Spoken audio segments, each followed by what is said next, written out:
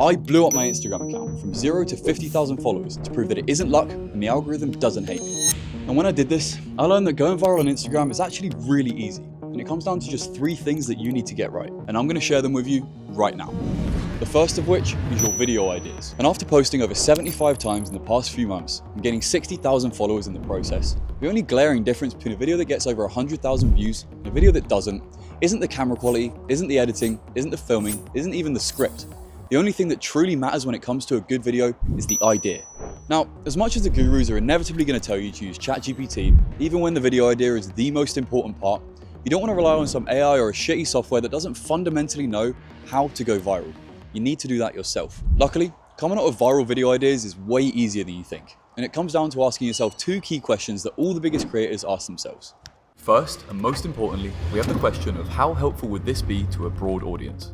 And second, we have what percentage of the audience already know this info? Now, as obvious as that sounds, think about it for a second. If Alex Hormozy made a video on hiring your 3,000th employee, that's going to help practically no one, because you'd have to have over 2,000 employees for that to even apply to you in the first place, which to be honest is probably 0% of the viewership. But this video Hormozy made is perfect for anyone selling anything on or offline, all the way from the business owner with 2,000 employees to the brand new startup just starting their business. The point I'm trying to make here is that it helps a heck of a lot more people, which is why this video idea got over 700,000 views. But there's actually a little bit more to this. If in the video Hormozy said just have a good product and price it as high as you can, that wouldn't really help anyone.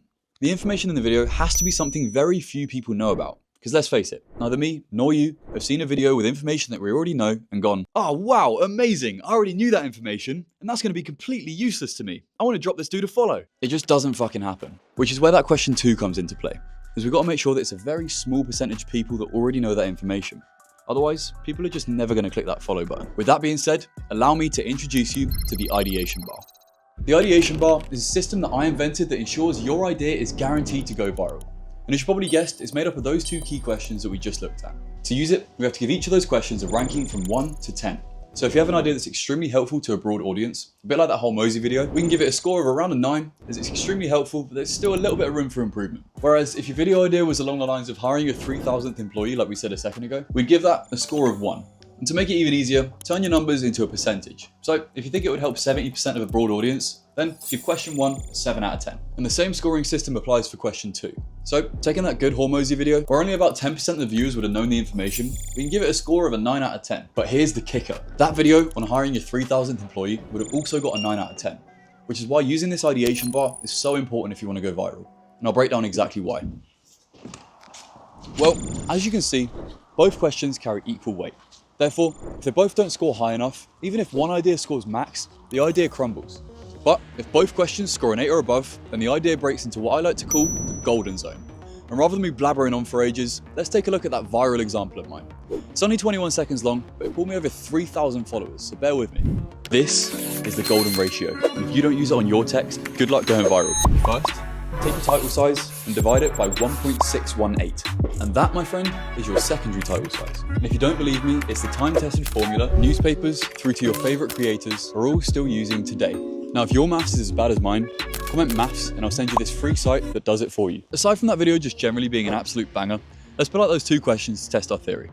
First of all, it scored a 9 out of 10 for question 1 and a 10 out of 10 for question 2. Therefore, that video smashed through the golden zone. And as I said, that Hormozy video about hiring your 3,000th employee, yes, it may have scored a 9 out of 10 for question 2, but it only would have got a 1 out of 10 for question 1, which is why using them in tandem is key. And this is actually where these other zones come in. First up, we have the golden zone I mentioned earlier, an idea with a score of 16 or above out of 20. And the second zone is kind of like purgatory. This is any idea from a 12 to a 16 out of 20. And this basically just signals to us that the idea needs a little bit more work before it's perfect. For example, it might just not be as helpful as it needs to be. And finally, we have the danger zone, an idea that scores below a 12. And this kind of just tells us that the idea altogether needs to be scrapped. Now, an example of this would be that 3,000th employee idea that we talked about earlier. That would have scored a 10 out of 20. Of course, scoring these 2 questions is a little bit subjective, I will admit. So to make sure that you're scoring your ideas effectively, just base it on the performance of similar videos within your niche. Now, although banger video ideas are absolutely necessary, and they do make up the foundations of blowing up on Instagram, it doesn't matter how good your idea is if the video itself doesn't engage the viewer. And where most small Instagram creators fall short and don't go viral is in that first 15 seconds, the hook. And if you've been paying attention, you'll notice that this video's hook that went crazy viral was snapped up into two crucial parts. First, we got the description. This is the golden ratio. And second, we got the emotional reasoning. And if you don't use it on your text, good luck going viral. Unless you've already got millions of followers, this is absolutely crucial to you for one simple reason. Nobody really knows who you are, therefore nobody really gives a shit about your opinion. Sorry, but it's kind of true. Therefore, they don't really have a reason to watch. So simply by telling them what your video is about and giving them an emotional reason to actually give a shit, we can crack the code to getting hundreds of thousands of views right off the bat. And if you haven't guessed already, emotional reasoning is the second and by far the most important part out of the two.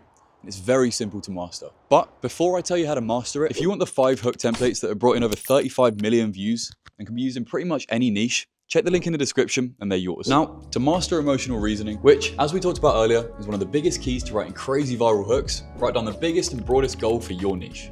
So, if yours is fitness, it could be to bench 225 or to fill out a t-shirt. Therefore, if we were making a video on the best exercises for muscle growth, we can start with a description of the video, which can be along the lines of, this is the king of all exercises. And we can then follow that on by saying, and if it's not in your gym session, good luck filling out a t-shirt. But unfortunately, as good as that is, it's just way too narrow, meaning we're only making a hook for a very specific audience within the fitness world, and are therefore excluding the yoga Karens and mass monsters who are inevitably going to watch our video.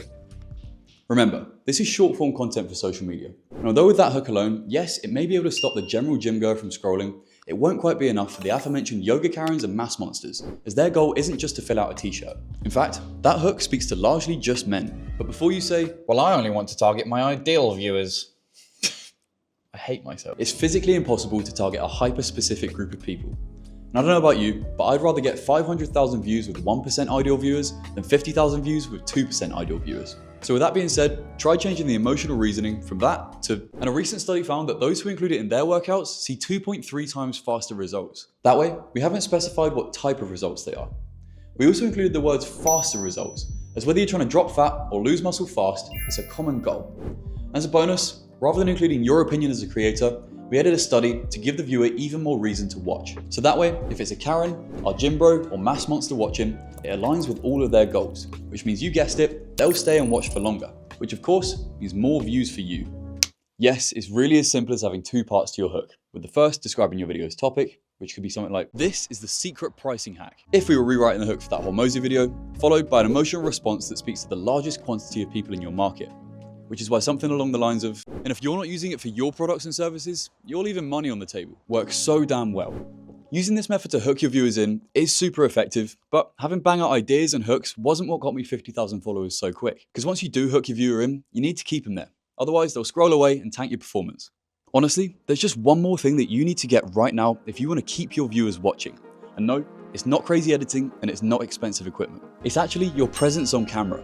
I know, as weird as that sounds, this is literally make or break for your video. I mean, imagine having a Hollywood level script, visuals and editing, and then you stick this guy in as the main character. Welcome to my Yeah, bad, I know. Which is why it's absolutely crucial to follow these 2 stages to become a master in front of the camera. And it starts with our short-term fix, the 4-pillar read-off. Now, as soon as you've got your script done and you're ready to film your video, we need to start off with pillar 1, which is simply to read your script in your head. That way, you can make some mental notes of how you want it to sound. And of course, this takes us on to pillar number 2, which is to read off the script still, but to read it out loud, allowing you to practice your cadence before it really matters. Now, for pillar number 3, before you start filming, just read your script off one final time without looking at it. Now, this is crucial, as it gives you a chance to properly learn your lines. Otherwise, when it truly matters, it will look like it's your first time reading off the script. This is the... Fuck! Once again, not ideal. Finally, crunch time. The actual take where you're reciting your lines to your phone or camera. And now, when the camera's rolling, you shouldn't have any issue with what you're reading off. But what's arguably the most important is the 7-38-55 rule. Now, this camera presence rule dates back to the early 70s, where a university psychologist who goes by the name of Albert Mehrabian discovered that only 7% of our communication comes from the words that we say. Then 38% comes from our tone of voice, and finally 55% comes from our facial expressions, but more importantly, our body language. I mean, just imagine how boring this video would have been if I was deadpan for the entire thing with my arms crossed. So, to master that final 55%, just make sure to never cross your arms or have your hands in your pockets. Instead, keep those palms open, and when you're speaking, keep your hands between your stomach and your chin. If you don't do these things, nobody's going to want to listen to what you've got to say. As a bonus, always deliver your final point in a lower voice. This will make you sound super confident in what you're saying. Because if you don't, how can you expect anyone to trust you? Now I mastered all 3 of these to get to 60k followers, and if you follow each step correctly, I promise you'll blow up on Instagram just like I did. And of course, don't forget to claim those 5 hook templates in the description.